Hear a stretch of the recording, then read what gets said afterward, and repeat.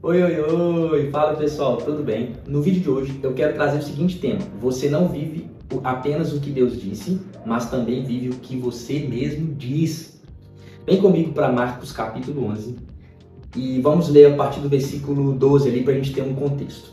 E no dia seguinte, quando saíram de Betânia, teve fome. Vendo de longe uma figueira que tinha folhas, foi ver se nela acharia alguma coisa, e chegando a ela não achou senão folhas, porque não era tempo de figos. E Jesus falando disse à figueira: nunca mais coma alguém fruto de ti. E os seus discípulos ouviram isso. Pula comigo para o versículo 20. E eles, passando pela manhã, viram que a figueira se tinha secado desde as raízes. E Pedro, lembrando-se, disse: Mestre, eis que a figueira que tu amaldiçoaste se secou. E Jesus respondendo, disse-lhes: Tende fé em Deus, porque em verdade vos digo que qualquer que disser a este monte: erga-te e lança-te no mar, e não duvidar em seu coração, mas crê que se fará aquilo que diz, tudo o que disser, lhe será feito. É muito interessante que o versículo 23, Jesus dá ênfase ao verbo dizer mais do que ao verbo crer. Porque o verbo dizer ele é citado 3 vezes, enquanto que o verbo crer apenas uma vez. O que isso quer dizer? Que a gente vive não apenas aquilo que Deus disse, mas aquilo que a gente diz. Isso mesmo, para pensar comigo. Muitas vezes a gente coloca tudo na conta da promessa. Então, Deus fala com a gente, Deus libera uma palavra sobre a nossa vida, seja lá no relacionamento, na sua vida profissional, na sua vida ministerial, seja lá qual a palavra que Deus liberou sobre a sua vida. E a gente coloca toda a nossa vida em cima daquilo. Ok, a gente tem que crer na palavra de Deus, a gente tem que crer nas promessas de Deus, né? Digo isso nas promessas pessoais, né? Embora as promessas mais importantes são a grande promessa, né? Mas a gente coloca tudo nessa conta, só que a gente esquece que a gente não vive só o que Deus disse a nosso respeito, ao nosso futuro. A gente também vai colher aquilo que a gente disse. Por isso que Jesus afirmou com tanta ênfase. 3 vezes ele deu ênfase ao verbo dizer. Olha só, porque em verdade vos digo, qualquer que disser a este monte: erga-te e lança-te no mar, e não duvidar em seu coração, mas crê que se fará aquilo que diz, tudo o que disser lhe será feito. Viu? 3 vezes ele falou: olha, aquilo que você crê, mas acompanhado daquilo que você diz, vai acontecer. E então a nossa fé naquilo que nós cremos precisa ser liberado através da nossa obediência e através da nossa fala. Só que, se você parar para pensar, é crendo com o nosso coração, mas liberando com as nossas palavras que nós expulsamos demônios. Não é assim? Nós curamos os enfermos. Não é assim? Tudo através da palavra, do nome de Jesus, da oração, da declaração da palavra de Deus. Inclusive a própria salvação, né? Romanos capítulo 10, versículo 9 e 10, fala: a saber, se com a tua boca confessares ao Senhor Jesus e em teu coração creres que Deus o ressuscitou dos mortos, serás salvo, visto que com o coração se crê para a justiça e com a boca se faz confissão para a salvação. O problema é que nós reduzimos a palavra fé a apenas acreditar, né? Quando na verdade ela precisa ser acompanhada de obras. E não só obras no sentido de atitudes de obediência, mas de falar, de declarar, né? A própria palavra de Deus fala assim em Tiago capítulo 2, 19. Você crê que existe um só Deus? Muito bem. Até os demônios creem e estremecem, ou creem e tremem. Então, a fé que é reduzida a apenas acreditar não passa de uma mesma fé que os demônios compartilham. Eles também creem que existe um só Deus e tremem diante de Deus. Não é verdade? Então, a nossa fé precisa apenas confirmar aquilo que a gente acredita, né? A boca fala do que está cheio o coração. Nós vamos viver tudo o que nós falamos, e não apenas o que Deus fala, né? Você lembra da viúva de Sarepta? Quando Deus manda Elias, estava tendo uma seca, né? Parou de chover, era o juízo de Deus sobre a terra, e daí Deus manda Elias ir para a casa de uma viúva de Sarepta naquela sequidão. E ele chega lá e fala: dá-me um pouco de água e vou ler a história. Mas ela respondeu: juro pelo nome do Senhor teu Deus que não tem nenhum pedaço de pão. Antes ele tinha pedido água. Só um punhado de farinha num jarro e um pouco de azeite numa botija. Estou colhendo os 2 gravetos para levar para casa e preparar uma refeição para mim e para o meu filho, para que comamos e depois morramos. Aí isso, 1 Reis 17, 12. Lá em 1 Reis 17, 17, fala assim: algum tempo depois, o filho da mulher, dono da casa, ficou doente, foi piorando e finalmente parou de respirar. Então, a gente tem que entender que tudo aquilo que nós liberamos sobre a nossa vida, toda palavra que nós liberamos, seja bendita ou maldita, nós vamos viver. E se você não está satisfeito com a sua vida, satisfeito com o que você recebeu na sua vida, será que você não tem que começar a olhar para trás e verificar o que é que você tem dito nos últimos anos? Talvez a sua vida hoje é resultado do que você plantou em palavras lá atrás.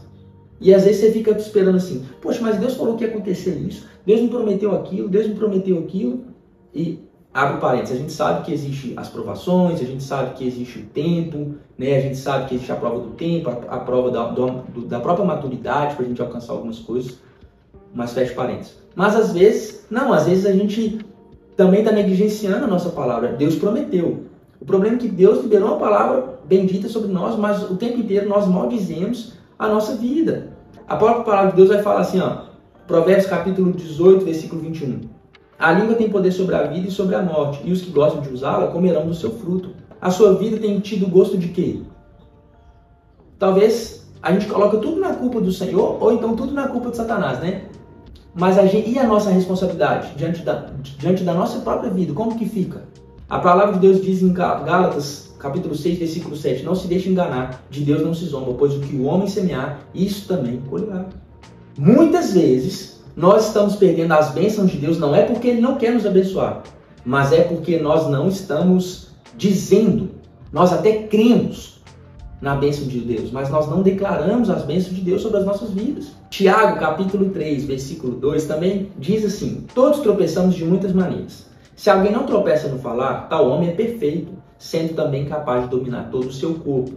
Aí no versículo 6 de Tiago, capítulo 3, fala assim, assim também a língua é um fogo, é um mundo de iniquidade. Colocada entre os membros do nosso corpo, contamina a pessoa por inteiro, incendeia todo o curso da sua vida, sendo ela mesma incendiada pelo inferno. Então, às vezes, sua vida está um inferno justamente por isso. Você vive falando assim, minha vida está um inferno, essa vida é um inferno. Cara, não tem como você colher outras coisas. Deus até liberou palavras abençoadas sobre sua vida, tem promessas benditas sobre sua vida, mas o tempo inteiro você confessa derrota, você murmura, você confessa tantas desgraças, que como é que você vai colher coisas boas? Isso nos leva a um terceiro ponto. O primeiro ponto foi exatamente, você não vive apenas o que Deus disse, mas também você vive o que você diz. O segundo ponto foi, se você não está satisfeito com o que você recebeu, verifique o que você está dizendo. E o terceiro ponto é, não confessar a circunstância não é hipocrisia, é sabedoria. 1 João capítulo 4, versículo 4 diz, filhinhos, sois de Deus e já o tendes vencido, porque maior é o que está em vós do que o que está no mundo. Nós precisamos ter mais consciência daquele que habita em nós, do que o fracasso que está no mundo, do que as circunstâncias que estão no mundo. Nós precisamos ter mais fé em Deus. Por quê? Porque nós andamos por fé e não pelo que vemos. 2 Coríntios capítulo 5, versículo 7.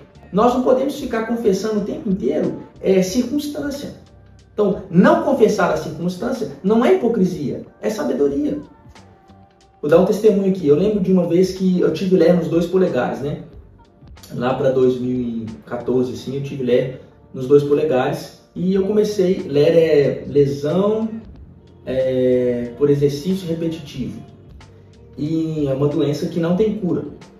E eu comecei a clamar ao Senhor para que Ele me curasse, até que Ele me deu Lucas capítulo 6, versículo 10, que dizia, então Jesus, orando para todos que estavam ao seu redor, disse ao homem, estenda a mão. E ele assim o fez e a mão lhe foi restaurada. Falei, uau, que versículo maravilhoso, eu fui curado. Tomei posse, criei naquilo, só que um dedo parou de doer e o outro continuou doendo. Falei, Jesus, que é isso? Nunca vi o Senhor curar o cego só de um olho, cura minha outra mão também. Comecei a clamar ao Senhor por isso e Ele liberou sobre minha vida Mateus 12, 13, que diz assim, então Jesus disse ao homem, estenda a mão. O homem estendeu a mão e ela foi restaurada e ficou sã como a outra. Falei, vai ser preciso assim lá no céu, né? Daí eu falei, então agora eu tô curado dessa mão como a outra. Só que foi passando os dias, eu comecei a sentir dor nas duas. Falei, tô sentindo dor nas duas. Por que a minha ler voltou? E aí o Espírito Santo começou a me confrontar. E começou a falar, você vai ficar com o que eu digo? Você vai confessar o que eu digo? Ou você vai confessar a dor? Eu não liberei uma palavra sobre sua vida de que você foi curado? Por que você está chamando a dor de minha? Eu já não levei sobre mim todas as enfermidades e dores? Por que você está confessando ela como sua? Aí eu falei, então tá bom. E eu parei de chamar a Léa de minha e comecei a declarar a palavra de Deus sobre a dor. Falei, o Senhor já levou sobre si as minhas dores, o Senhor liberou Lucas 6,10 sobre minha vida, o Senhor liberou Mateus 12,13 sobre minha vida. E comecei a declarar a palavra de Deus durante alguns dias. Nunca mais a dor voltou. A dor desapareceu depois. Por quê? Porque a gente não pode ficar confessando circunstâncias, embora elas existam. Mas a gente tem que confessar a palavra de Deus, liberar palavras boas sobre a nossa vida. Não é verdade? E por fim, a responsabilidade de fazer sua vida prosperar é sua e não de Deus. Abre comigo aí, ou acompanha comigo aí, em Josué capítulo 1, versículo 8. Diz assim, uma ordem de Deus para Josué.